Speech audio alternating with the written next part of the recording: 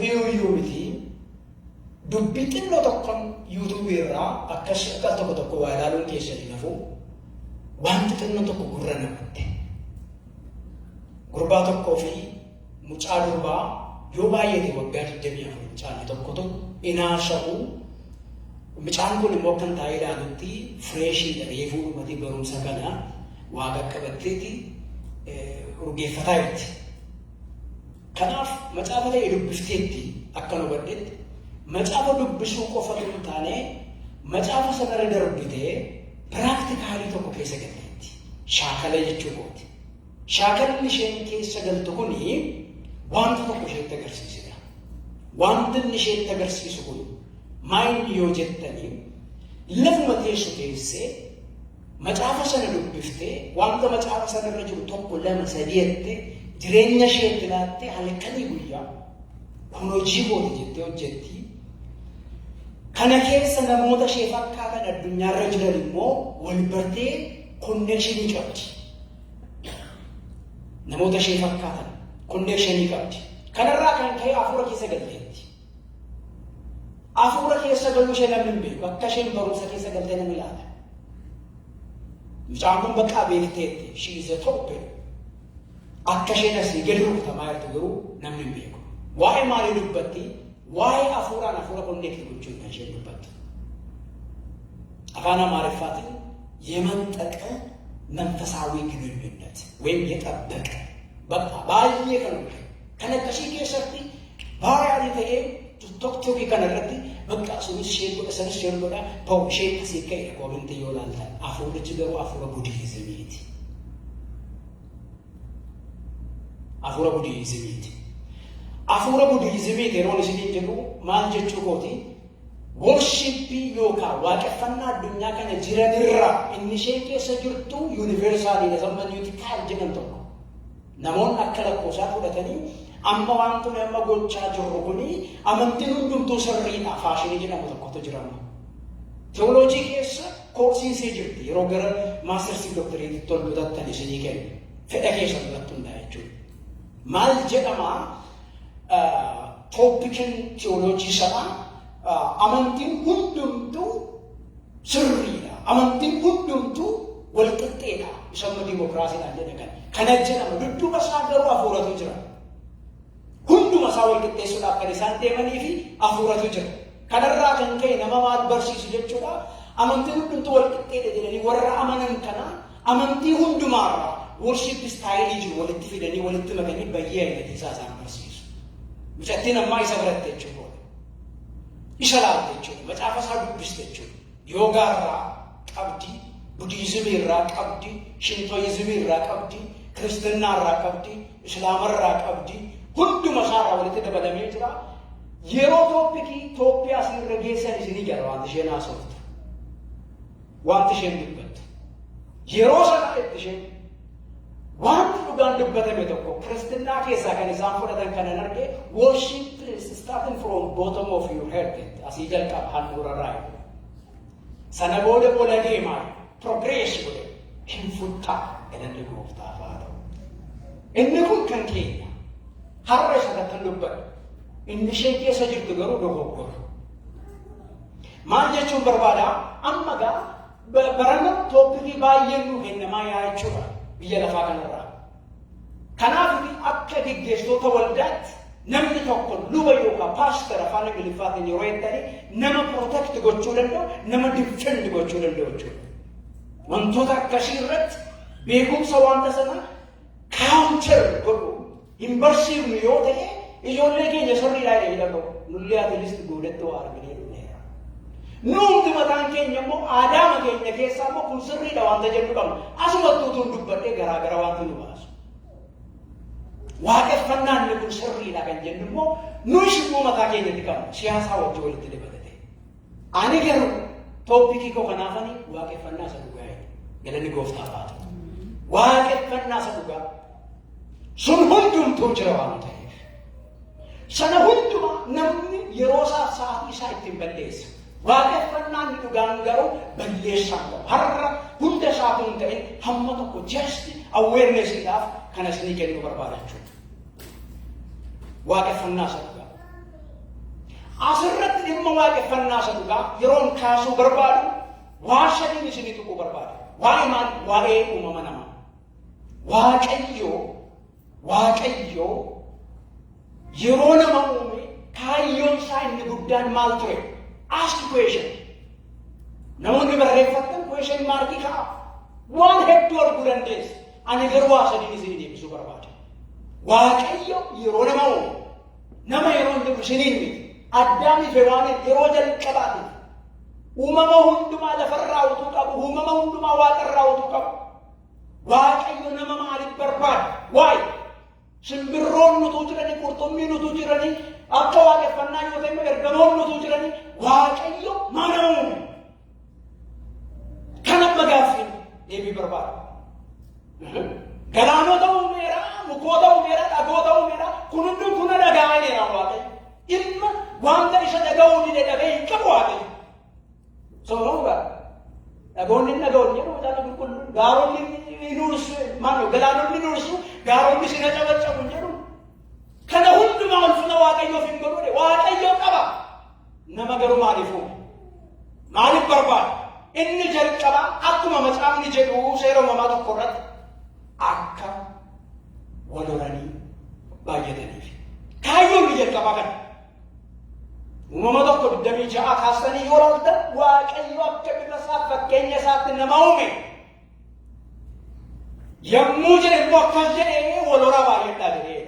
Kana ni jalqaba. Maal Waaqayyo namni lafarratti yoo baay'ate gaariidha jedhee amanaa jechuudha. Inni lammaffaan kaayyoo namni ittiin uumame akka uumama lafarraa irratti moo'uuf bituufi. Sababiin isaa erga nama uume baay'eedhaa erga jedhe wantoota lafarratti uumaman hundumaa qilleensota keessa warra balali'an bishaan keessatti warra jiran hundumaa maal godha? Bita. Galanni gooftaadhaaf haa ta'u. Gilaan bita. Orreen isaa akkas. Bita. Isa waan baay'ee jechuu dandeessa cuunfee. Inni sadaffaan akka Waaqayyoon waaqessaniif. Ameen. Inni sadaffaan inni dhumaa akka qorannoo macaafa qulqulluu anabadduutti namni erga wal horee baay'ate, namni erga waaqaan gaditti bulchaa ta'e, geggeessaa ta'e, wanta lafarra jiru kanarratti haboo Waaqayyo biraa argate, haboon kun isa akka nama biraa argannu miti. Macaafa qulqulluu keessa direct authority and delegated authority waan jedhamu jira. Waaqayyo qaxxeetaa kan inni namootaaf kennu direct authority isa kana bitaa'edha. Wanta qilleensa irra bal'u lafarra lafa jaras kan jiru bitaa kun direct authority qabne delegated authority miti. Namoonni tokko delegated garaagarummaa qaba. Wukkilinnaa የምንለው Waaqayyo wukkilinaadhaaf hin geenye jechuudha asitti. Hin argamu macaafa qulqulluu keessatti. Bitaa direct qaba. Hammam Waaqayyo namarratti kaayyoo akka inni qabu Waaqayyo kaayyoo irratti kabajame. Kana argitu jechuudha. Sanarratti garuu namni immoo wanta lafarra jiru irratti erga gooftaa ta'ee isa irratti immoo gooftaatu jira. Eenyuunni? Waaqayyo isa jiraata. Ameen. Isa irratti immoo gooftaatu jira. Kanaaf namni maal gochuu qaba? Waaqayyoon waaqessuu qaba. Kanaaf immoo macaafa qulqulluu keessaa dhaqanii seera ba'uu boqonnaa 8 tokko kaasaa laala. Seera ba'uu boqonnaa 8 tokko kaastanii yommuu ilaaltan Waaqayyo gaafa biyya Masrii biyya Gibxiiti saba isaa baasu wanta inni hidhe keessaa iyya saba kun nagee qofa boqonnaa 3 kan nama lallabu. Dhimmi guddaan garuu boqonnaa 8 irra jira. Waaqayyo iyya saba koo isa biyya Gibxi yookaan Masriin dhaga'e yaamusa dhaqinaa baasise boqonnaa 3 qofa tuntaan 8 irra dubbii ijoon kan jiru. Maal jedhu? Sabi kun maal taa'e naannoo waaqessan jedha. Ameen jedhama. Afaan Ibraansa naannoo waaqessan inni kun immoo naaf hojjetame yoo laata jirte. Kanaaf ansulee yeroo dubbisu jecha 3 dabalee reeshinee irraa jechuudha. Naannoo waaqessu Faraa'oonitti yeroo dubbatu si'a 3 dubbata macaafa sana keessatti naannoo waaqessu jechi jedhu. Caba Serabo Kese. Some Israel, Egypt, Masari, Abonsa, Kayon, Nukuta, Sabara, to buy the Kobame. Rakon can to buy it if you implication is in Nuaka from Waka use and you want and Ture. Rakan, Amagaru origin in Taliban. Amen. Gara origin. Gara what Kanaf Sasari, Majamos and Acation, Nanawa Sanity, Jerry Faroni to Tupper. Gama said after Google is Bokona Sadik, Bokona Sadik, Manchester, Babu Ratwade, Gara submit Nagar in a land to the Ratti, Medicita Siva was it if they know what to say. With that Barbara, no, I should looking out of Jet, but often is Kanaf walk at Panasa. Akuma Manu Pisaka, while you share about the Demisadi, the cost of the Demisadi Kase, Muset Tikanimo, Sabaka Tikan Afimi, Akan in the Ramfan. Akan in the Ramfan. Hero the Demisadi, Navana Marifasake, Nigaracho, Minihutin, in Nanta Tamal Punyalachu. The day of Mohira, Junawa, Junibarkando, Bashtan Kamaka, Amen. Amen. Avanda of Fasamo Akwas and Amadu Bifton, Biyota and Makan Hunkesan, Boris and Rodaba and Sindra, Naroka, Ergajani Board, Majida, Atwa, Ayoni Isani in Comain, Amenjela. Isani is in Sagadin, Hoji Sani Dukas in Bugin. Before Ayoni Isani's Belles. Utubo the guys and churches. Anawaka you both taki kofa from check. Amen. Amen. You can second, you can omme. Animo, Maransi Goda, Mianke Bishanke, Nene Bisa. Kukubasiki Sanam Belish. La, whom no other Fananuga? Whom no other Fananuga Kesha? Gadimu to walk at Fanaka, Basudu, Wakayu would a challenge. When Tonto Massacre Kitapo, basic need of human being. With it, Malaysia never was able to control Nurosali and Afana Marifa. After the Barusha, Rosan Kabu, Nurosali and Karika to Fulani Katu Karanija. When Tonto and the Mati for Bashana and Jesai, now the Ugadi of Fana Mane Vaka. What are you can indicate Midanke, Pishanke, Canadian? And 11 and the Sadafan point, Lukubasication and Balis and Namarakisan Sangana. Major in it. Can Mohani Bishwan? At the Garuman Gota, Nawakashia. Amatalim. Wakafana Gajachun, Majachu. Hunda Satan. Wakafana Gajachun, Majachu. In the Tofan. Wakeffanan eenyummaa ofii aarsaa jiraatu godhanii jaalalaan dhiyeessu. Waaqeffannaan dhugaan eenyummaa ofii sila waa'ee Waaqayyoon kaasa Waaqayyo waaqeffamuu qaba kanarratti kirkiriin qaba. Kanarratti mormiin qaba. Amma garuu waaqeffannaan dhugaanii eenyummaa ofii aarsaa jiraatu godhanii jaalalaan Waaqayyoof dhiyeessu. Ameen jedhama. Nagamadra Chico. Wakafanan Lugan. Ani Wakafanan. Wakafanan Lugan in Jachandra. Enyuma of Arsajra to go to Jalalan Yeshua. Ofinofi. Iyada to Yoga, Wakala Mahara. Gabon Davis Ranagan. Lellaba Wokes of Kenyan Sinifke. Yeroakas, Sagantange gave Famuti. Yeroo buusin naanna'ee fuudhamuti namni tokko qabeenyan qabu ture ishee maqabuti saanduma sataatu maaloo sataatu hin kenna ture jedhama. Yeruma hunduma achumaan Waaqayyooma waan ta'e hojjetu eebbisuutti ka'e akkuma saba dubbifne. Ameen jedhama. Akkuma saba dubbifne eebbisatti eebbisuutti ka'e saanduma kenna bor 10 ta'a bor 20 ta'a hunduma kenna sana booda abbaa qabeenyaa guddaa ta'e sama bara kana bileeniidhaan. Akkas ta'eeti waldaan sunis guddachaa dhufe. Baay'achaa dhufe. Kanaaf akka keenya kana qaracitii fuudhanii zooruu baay'ee rakkisaadha barmeela gurguddaa dhaabaniidhaan. Addana barmeela tarreessan.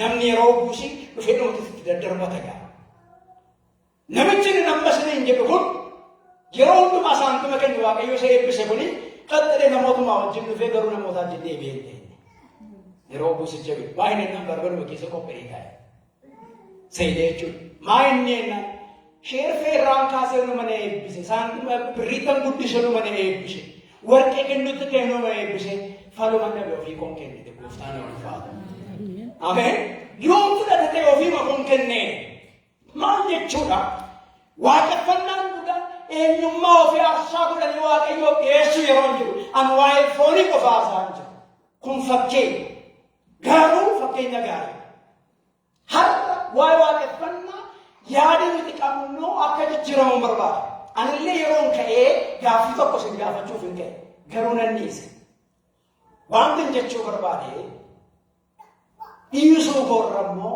waaqeffannaa jechuun maal jechuudha dhiisin gaafachuuf hin ture maal akkasin deebiftan aayinoo 50% faarfadaanaan jechuuf turtan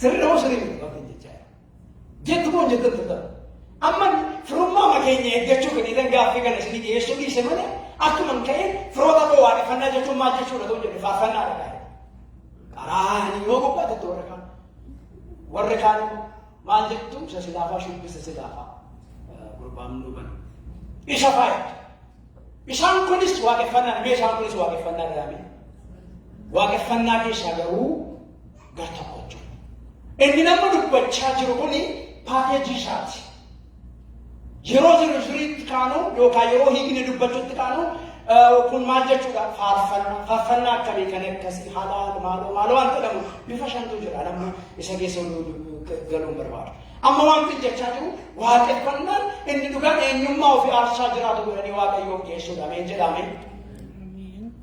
keessa deebii boqonnaa jaarraa maal yaa Israa'el dhage ameen jedhama waaqayyo gooftaan keenya waaqayyo isa tokkicha dubbiin anarrasitti himu kunis garaa kee keessa haa taa'u ati akka milikkitaatti harka kee irratti isa hidhadhu ija kee durattis karrarra'u haa ta'u michichila balbala mana keetii fi karra keetti irrattis isa caafi jedha waa'ee waaqeffannaa kan dubbatan maal jedha yaa Israa'el dhaga'i waaqayyo gooftaan kee waaqayyo tokkicha isa kanatti Phaawulos immoo Roomee irratti kan sirrii dubbise ammas yaa obboloota koo araara waaqayyoof jedhaati namummaa keessan qulqullaa'aadhaa fi waaqayyo duratti fudhatama akka ta'utti aarsaa jiraatu gootanii akka dhiyeessitanii isinan gorsaa'edha ana miti kan jedhi kanaaf achi warraan fuudhe san hin midhugan achi warraan fuudhe maayedhe yaa obboloota koo araara waaqayyoof jedhaati namummaa keessan qulqullaa'aa waaqayyo duratti si fudhatamaa akka ta'utti aarsaa jiraatu gootanii aarsaa dubbachuu danda'u gootanii aarsaa argamuu danda'u gootanii aarsaa beekamuu danda'u gootanii akka dhiyeessitanan barbaadan akkuma namichi horiisaas ofiisaas kenne jechuudha asirratti fakkeenya guddaa himnuu ta'u Abrahaam ilma kee tokkicha qabdu aarsaa naa dhiyeessi gaafa jedhame waan tokkollee hin seesine ameen hin seesine waaqayyo waaqa dhugaa ta'uusaa sababa beekuuf kennanni mana isaa keessaa qabu hundinuu kan waaqayyo ta'uusaa waan beekuuf ilma kee aarsaa naa dhiyeessi ilma tokkicha qabdu Abrahaam Yisihaaqiin jedheera maaliif Ismaa'iilis mana keessa jira kanaaf dubbichi Yisihaaqiin jedhee gaafa isuma kakuudhaan siif kenname akka urjii waaqa baay'ataa akka ashawaa galaanaa baay'ata isa jedhame sana naa dhiyeessee utuu anaatii jechuudhaa fi giraawundiin qomaayin sin baay'ata kan naan jedhe isuma miti urjii kan na agarsiise sunitti ashawaa kan na agarsiise hindee hamma kana na agarsiiftee bisaa wajjeettaa hin jedhe abduu anaa kanaaf iyyuu soomsa latii qabadheedanii ta'u yaa waaqayyoon ta'u yaa waaqayyoon hin jennu Abrahaam garuu jenne waaqayyo eenyu akka ta'e beeke waaqeffannaan dhugaan eenyummaa waaqayyoo irraa jalqabuusaa kanaan beeku wanta waaqayyo nuuf kenne irraa otoo hin taane isa kennu waaqayyo irraa jalqabachuu kanaaf Abrahaam المسار صابريس هرّا ما جتشانجرني واقف فنان لقان إنما في صابرني سودا إنما كيس واقف يوف ميكان يوت يا لوت فاقنا تقول من نقول كني يوف كواقف يوف تسلم كأني كني كواقف يوف وأني كي تني تمام نقولي كيسر برتايتو أما كا إيشا جدني دربام بتقولي سهيني دان دبتامت إيشا عربان دبتامت وقاطوكا باولوس كنا نيجي كون كبوارا إنما كيس أكواك يوم جمتي سوتة نمت تونا أشادرات غداري إيشا أكسيتي يوكنا بودا مالتو كايدا أكسيتي أفوران واقع يوفي شكرتوينا يومكما أشادرات بوداني يفيدني دندشني أكسيتي واقع يوم مالتاتو إنسكتو إنكوماتو وانتا كتونجي وانتا كتون دبادي وانتا كتون نغرسيس وفيما كيسن كنو قفاني واقع يوفي إنسكتوينا سكرون كيسن كنانين بيشا ماجي واقع فنانبا إشكنين لكوسا لبردمو فكين يبرق إسادر دوكا هبوينا جارن دواكي يسكمك كتين در باسوكا yaada garaa keessa yaadeffachuudhaaf of jijjiiraa jaalalli waaqayyoo immoo waan gaarii ta'e waan isa duratti fudhatamaa ta'e waan akeeka isaa fiixaan baasu hubachuudhaadha. Gooftaan ulfaatu. Kanaaf waaqeffannaan dhugaan deebisaan jalqabaa maal jechuudha? Eenyummaa ofii aarsaa jiraatu godhanii aarsaan jennanii aarsaa jiraatudha godhanii dhiyeessuudha jechaan jira. Inni lammaffaan waaqeffannaan dhugaan aarsaa isa dhugaa keessa hafuura namaatiin burquudha. Aarsaa isa dhugaa eega eenyummaa keenya kennine erga maalummaa keenya kennine kan itti aanu waaqeffannaan alaa kan nutti galu miti. Ameen jedhama. waaqeffannaan alaa nutti hin galu imbos nutti hin godhamu. Afuura biraarraa possessed hin godhamu hin qabatamu jechuudha. Akka mucaan salaa qabatamte kanaaf fakkeenya kaasa. Asuma teenyeeti namoota iddoo biraa wajjin jiran wajjin haasofnaa jettee maal siidhanuu nutti maatotte dhugaa. Eessaa Eeshiyaadha nama qabatte biroo gatarii madeenyee Eeshiyaa beetti biyya keenyaatti yeroo iyyitu miti akkeetti dhugaa. Ameerikaadhaan dhufe imeedee beekasii tokko. Dhugaa isa kam akka ta'e dimokiraatii ta'e dhugu kan ta'e hin beekamu. Yoo akkeetii ture yeroo geedoo bakka dhabu naannoo amboo gajjallaa.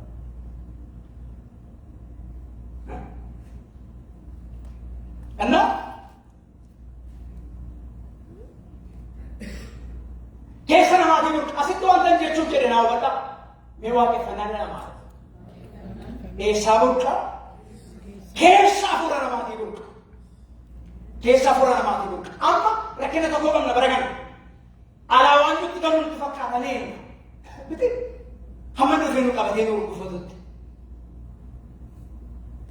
Kan alaa dhufee nutti galu waaqarraa dhufee nutti galu hafuura waaqayyooti yookiin hafuura seexanaa. Waaqeffannaan garuu keessa namaatii burqa. Zaattis waa'ee uumama namaarraa kanan jalqabe. Waaqayyo yoo xiqqate atalisti waa gurguddaa sadiif nu uumeeramanii irraanfatanii isa waaqessuudha sadaffaarra kanan ta'e. Numa keessa jira mi'a numa keessa dhagaame. Numa keessa eenyummaa keenya keessa. Maaliif akka bifa isaa fakkeenya isaatti uumeera waaqayyo. Kanaaf digiriitiin waaqayyoon beekuu keessa jechuudha. Kanaaf immoo fakkeenya isiniif haa ta'u nama gooftaan beekne tokko bira dhaqaatii waaqayyo jiraachuu dhiisuu isaa gaafadha. Harki 8 akka waaqayyo jiru nama guyyaa yoo dhufuu baatanii Kiristoositti yoo amanuu baatanii akka waaqayyo jiru nama kun maal jalqabuma isaatii ka'ee waaqayyo jireenya namaa yommuu beekaase wanta itti beekamu. Uumama boqonnaadhaan lakkoofsa 7 dubbadhe.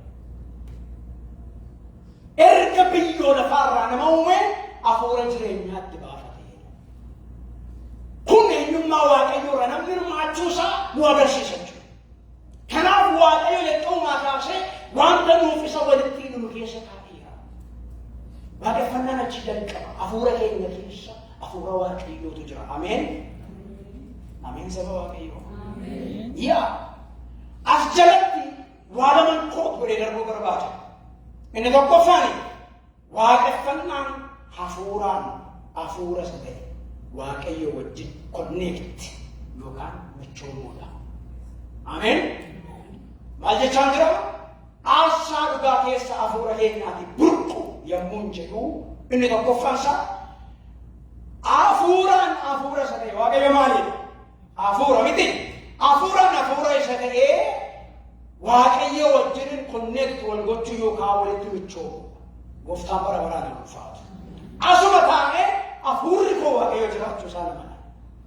Waaqayyo jiraachuu isaa qofa miti. Amma rakkoon waaqayyo jiraaf hin jiru miti.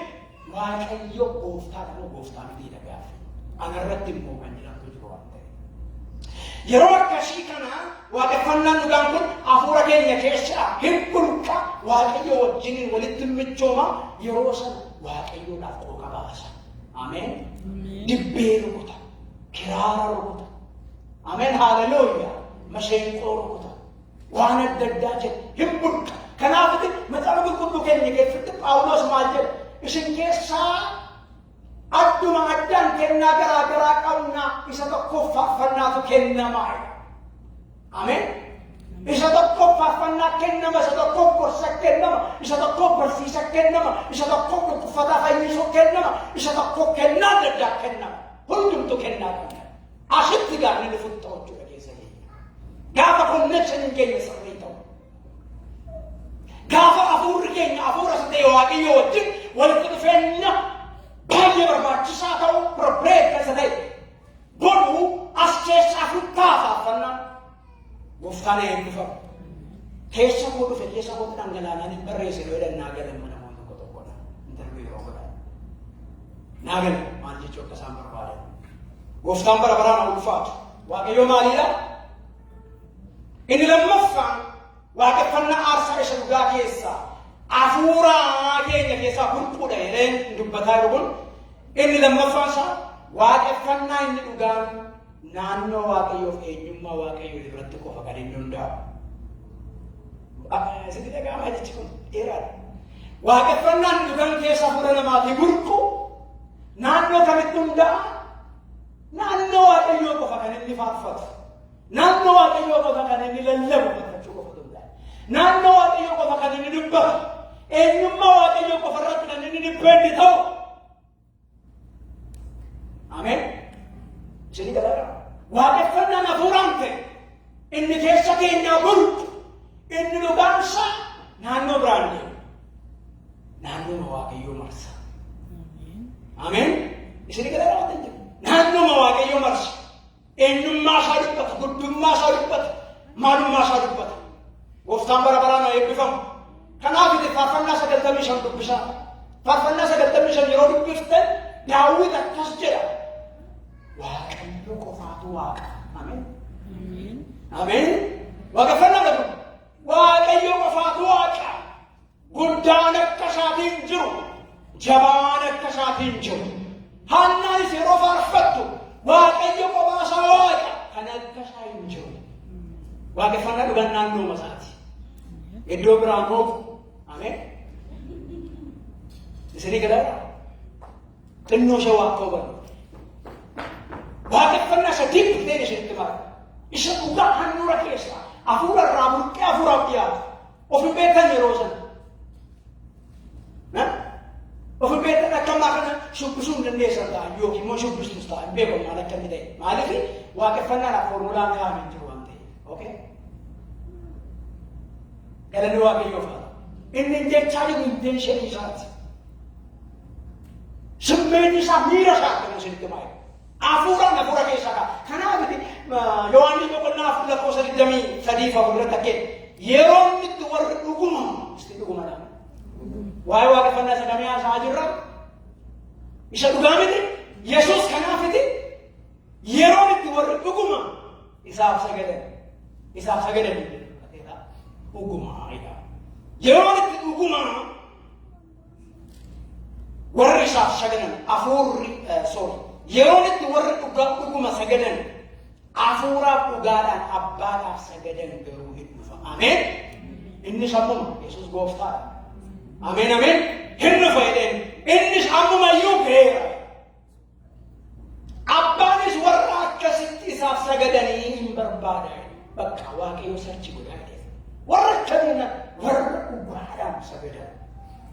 Warra dhugaadhaan waaqessan. Warra hafuuraan waaqessan.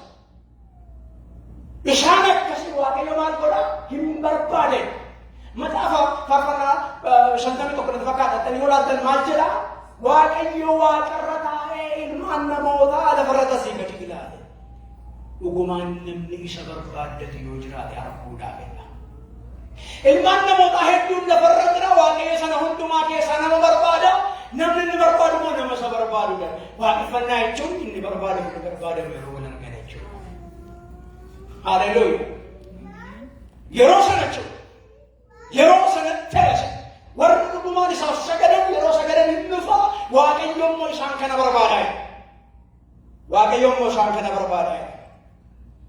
Erga akkas jedhee booda warri isaaf sagadanis hafuuraaf dhugaadhaan isaaf sagaduun hin ta'a.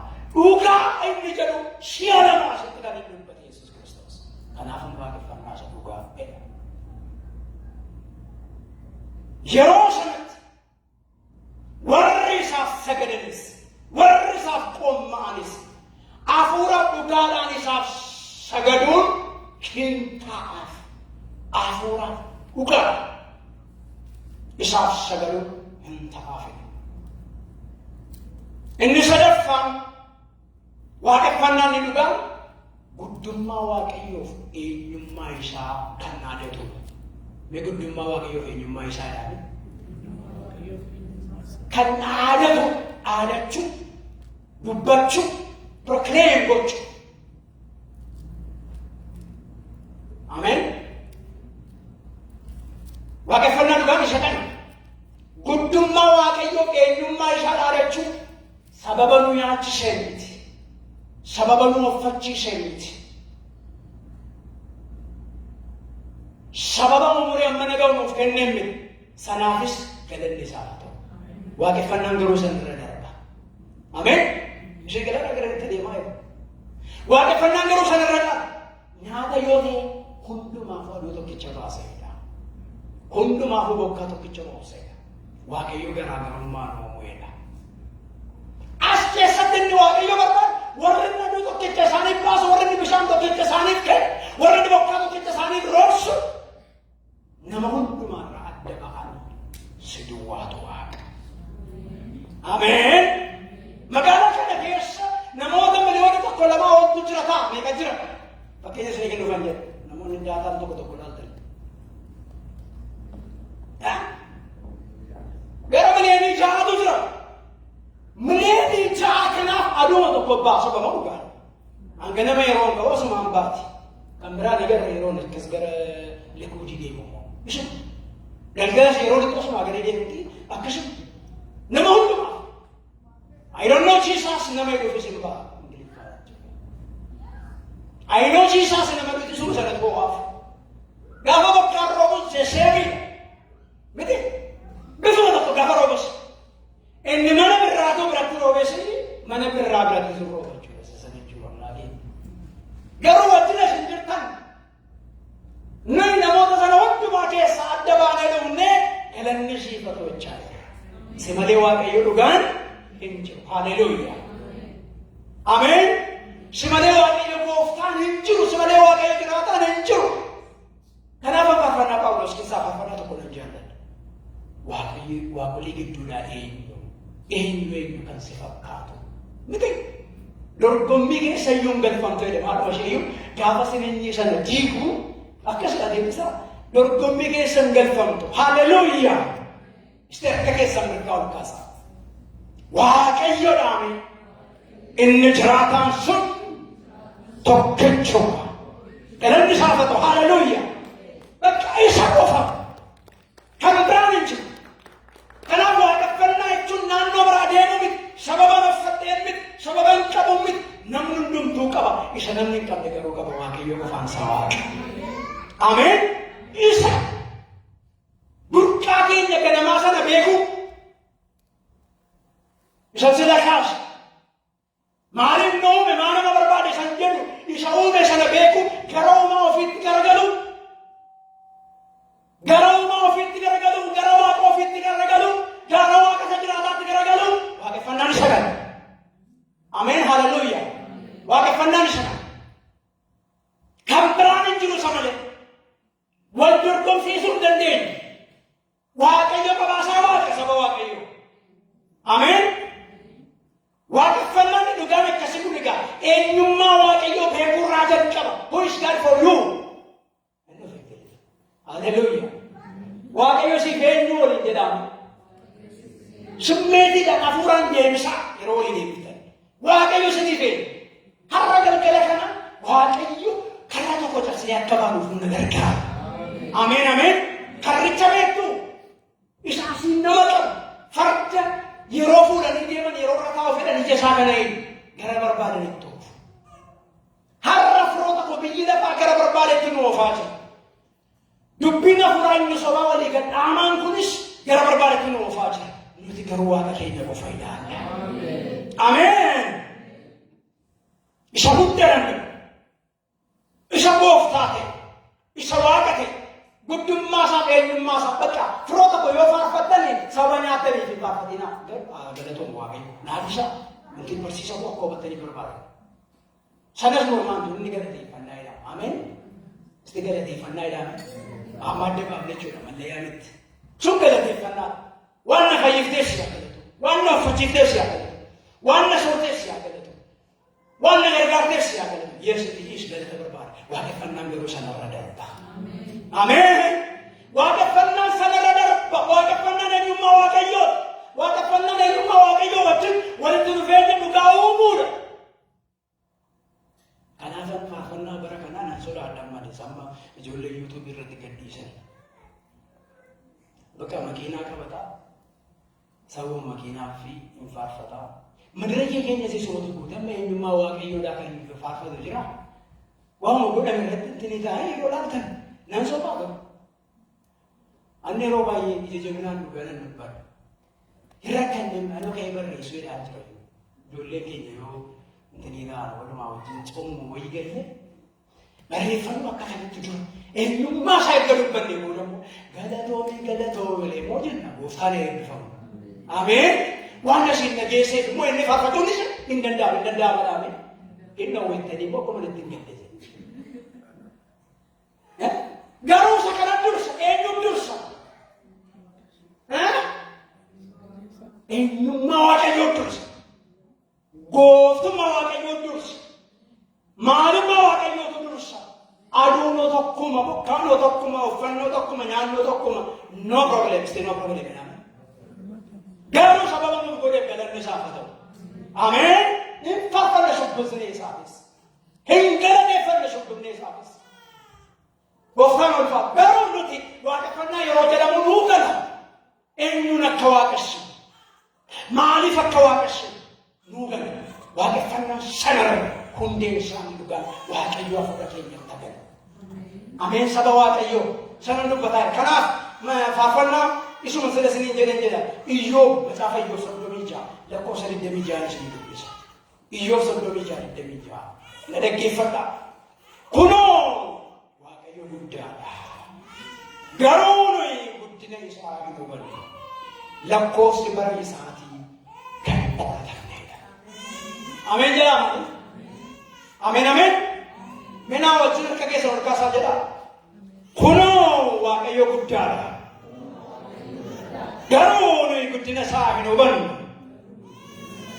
Lakkoofsi bara isaatii hin qoratamu. Ameen. Waaqayyo guddaadha. Kunoo Iyyoob jireenya argeera. Hamma funyaan ga'utti. Maaliif argeera hamma funyaan ga'utti.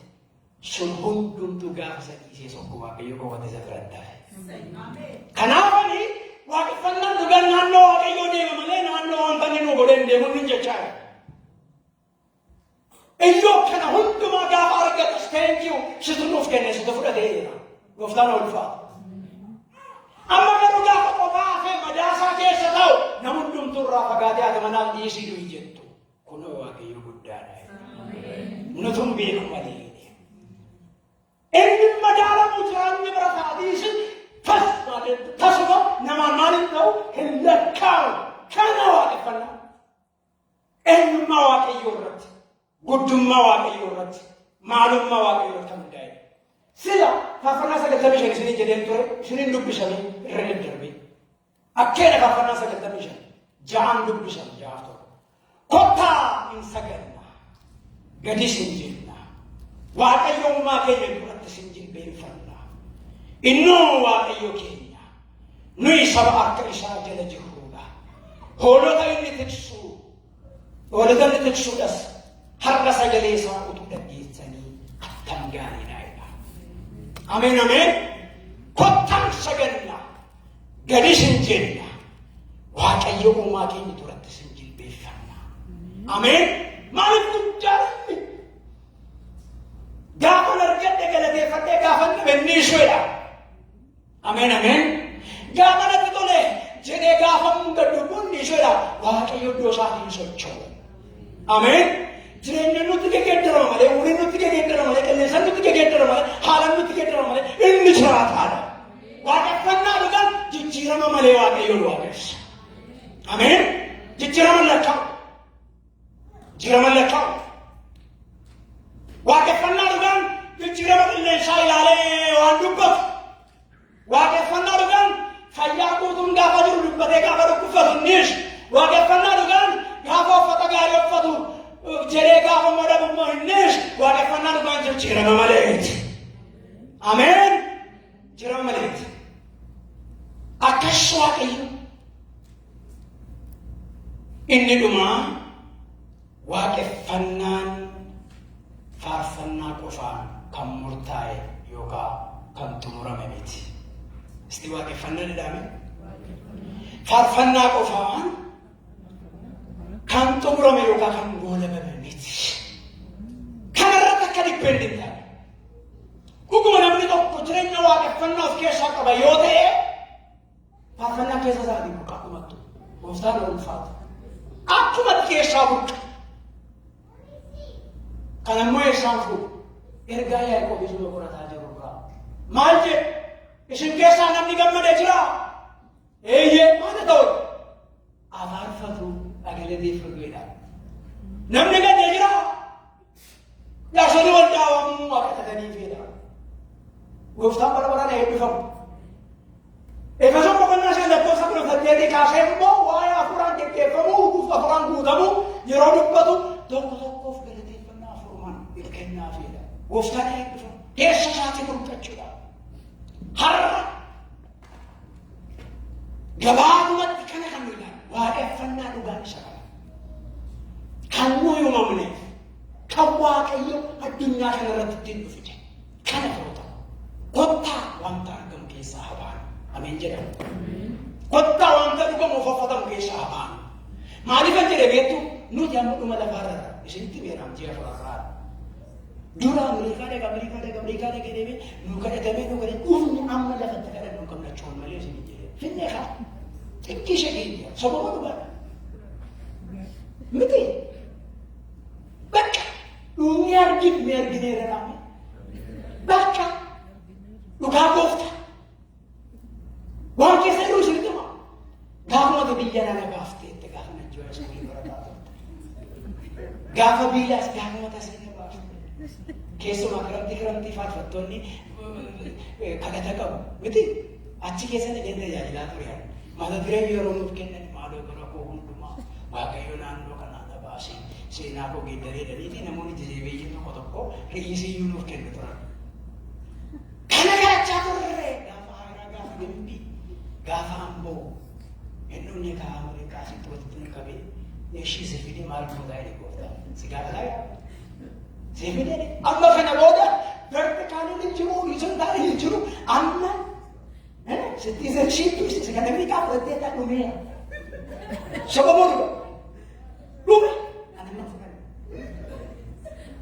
Fitta warra kaardii biyya naa qabu. Dhume bakka kanaan lafa barbaade dhaqqabe.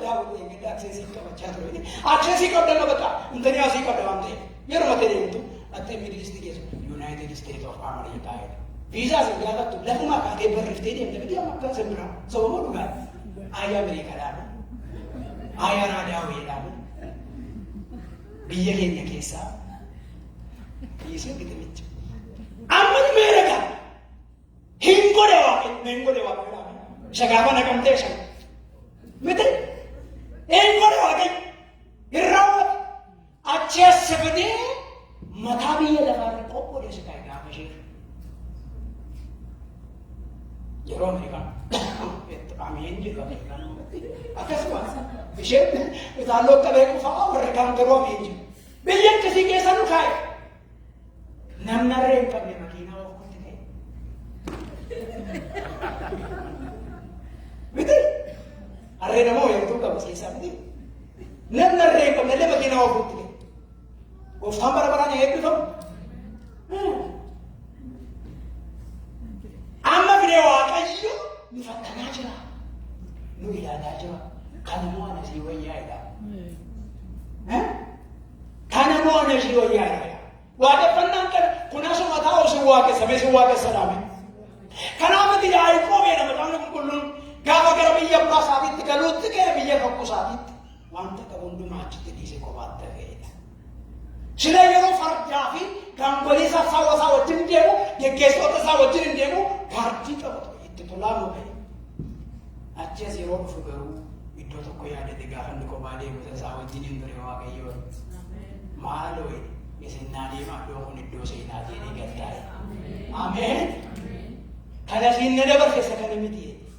Gaafa kophaa koo dhufe sana dhala taa'e yoo tati nagaadhaan na deebifte asitti narsaa dhiyeessa jedheeraa. Iddootti sanatti kufee hafe. Warri marrattu saawwi harreen warri walii tureettonni oolonni achoofamte hin hafe. Hin dhufe qaba. Ameen. Gooftaan eebbifamu. Hin dhufe. Gaafa dhufu adeemnaan olii gadi deemtanii deedeessuun luba isaa qaamuun cabse. Gooftaan eebbifamu. Haala booda gaafa biyya keetti dhuftu nagaadhaan taa'e. Kanaaf itti mataan qulqulluun faarsaa daawwitu islamaadha. Ati biyyuma kee keessa nagaadhaan taa'e. Waaqayyo wajjin maal ta'e jira. Walii gadi dhaabu. Gooftaan eebbifamu. Kanaaf egaa waaqayyo kana hundumaa isa godhe kana amma wanta asii qabnu kuni firoota itti dabalee malee nuun qabu. Saba koo dhugaadha. Ameen. Miti itti dabalee galeessa biqiltuu tokko bituu dhaqe. Dhaabuudhaaf naannoo mana minnee. Innaa dhaabuudhaaf dhaqee innaan biqilaa ta'e tokko ni ilaale. Kun innaan gaafa dhaabdu garmalee guddataan aan jedhee hojjeche. Amma waggaa meeqaatiin jedhee 15 or 20 maala masalatti illee kan biraa yoo nambitaan jedhee. Ayi namaa istee ayi namaa jedhame. Kan ittiin dabalamne qophaasa jiraataa inni ta'e waa'ee isaatiif kan namni dhaamachuu sitti qorruus hin dandeenye waaqa jiraataa. Inni kun hin darba hin hafa waaqayyo bara baraan jira kaanee dhaabanna. Taata. Yoo akka walitti rukutu ta'e gaashaa rukuta.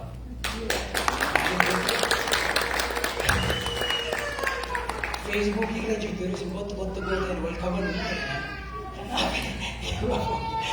Isti haaleluyyaa jedhame. Waaqayyo guddaadha jedhame. Kan hin nyaadhu kanan dhugu kanan uffadhu wanti biyya lafaa hundinuu miilla keessa jedha jira. Kanaafan lallaba koo jalqaba waaqayyo wanta biyya lafaarra jiru kana maal godhaa jedhee nama uumedha. Bitaa'edha. Inni bitamu waaqessu hin waaqeffamu. Isa hunda uumetu waaqeffamu. Ameen. Isa bitamu waaqessinu nuti. Argannes dhabnes hin waaqessinu. Quufnes beelofnes hin waaqessinu. Isa jiraataa hundumaan olii waaqessinu. Ameen ameen saba waaqayyo. Isa jiraataa hundumaan olii. Inni nutti irratee hin beeku. Inni guutuudha yeroo hundumaa. Jirtaa saba waaqayyo. Dhagaa jirtu saba waaqayyo. Inni yeroo hundumaa maalidha? Guutuudha. Jiranni yeroo hundumaa. Gaafa dhukkubfattu si bira jira. Gaafa beeloftu si bira jira. Gaafa quuftu